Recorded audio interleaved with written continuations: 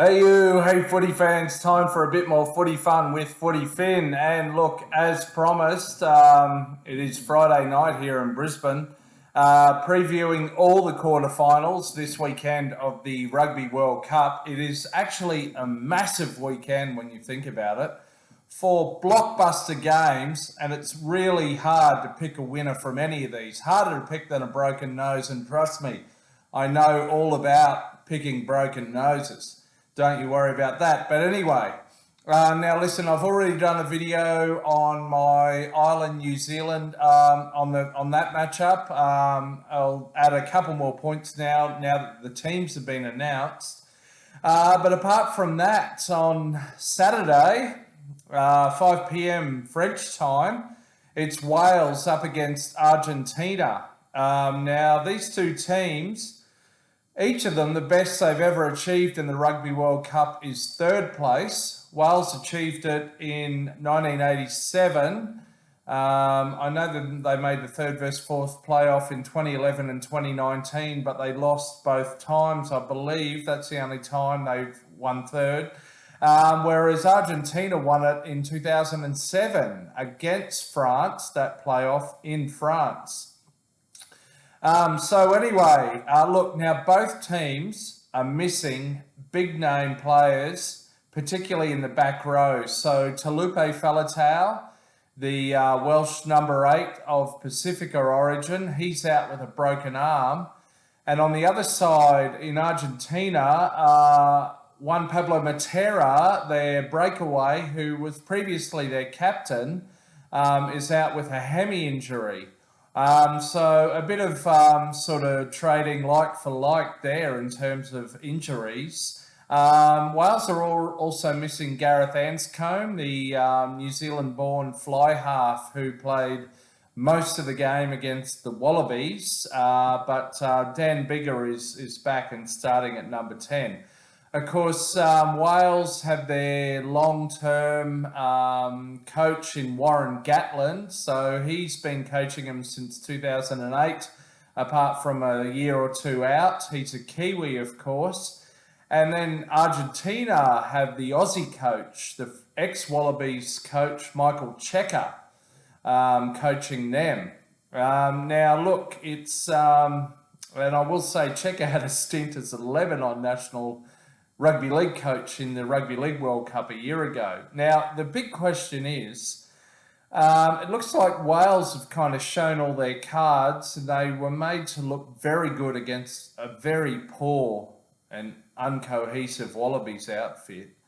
Have Argentina been flying under the radar here? They only had one warm-up match, and that was against Spain. The talk on the street is, has Michael Cheika, like he's a bit of a wily customer, has he had them flying under the radar? Did he almost throw the initial pool match against England? And is he hiding all his cards or some of his cards? So look, only time will tell. It's a bit of a fascinating matchup, this one.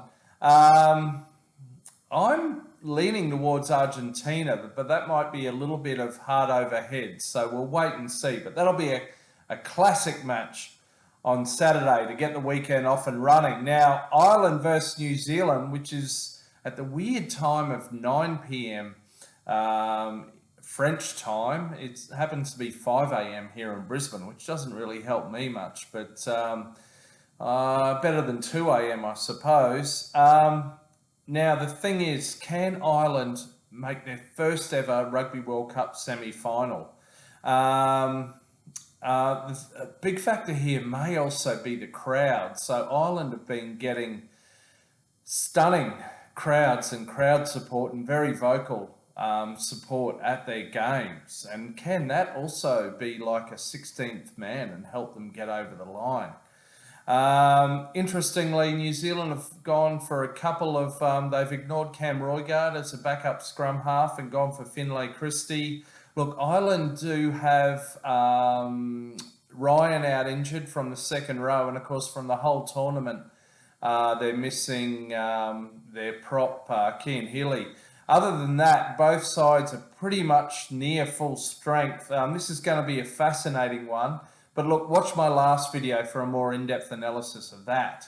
Come on, the men in green. Come on. Come on. Anyway, Sunday, 5 p.m. French time, it's England up against Fiji. And like Ireland, Fiji are going for their first ever Rugby World Cup semi-final appearance here.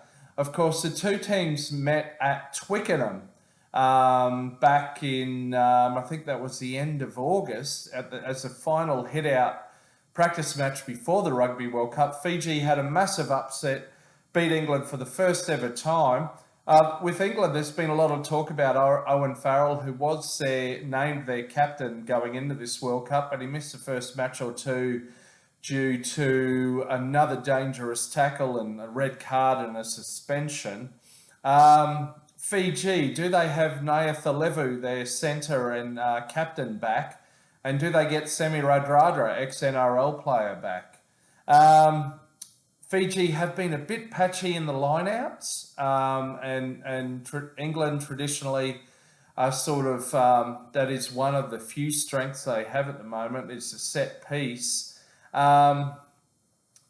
Fiji had a very ordinary last pool match they lost to Portugal, but at the same token, England almost lost to Samoa. They were lucky not to. So both teams will be looking to atone for that.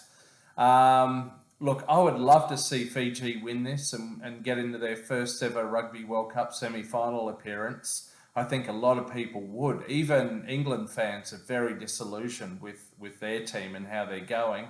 Tickets are not selling well for this one. It's in Marseille in the south of France. I say, come on, Fiji. But only time will tell as to who comes away with this one. And then rounding out the weekend, I think this one's also 9 p.m. French time Sunday night, are of course the host France up against South Africa. Now this will be a blockbuster clash. The hosts up against the defending champions.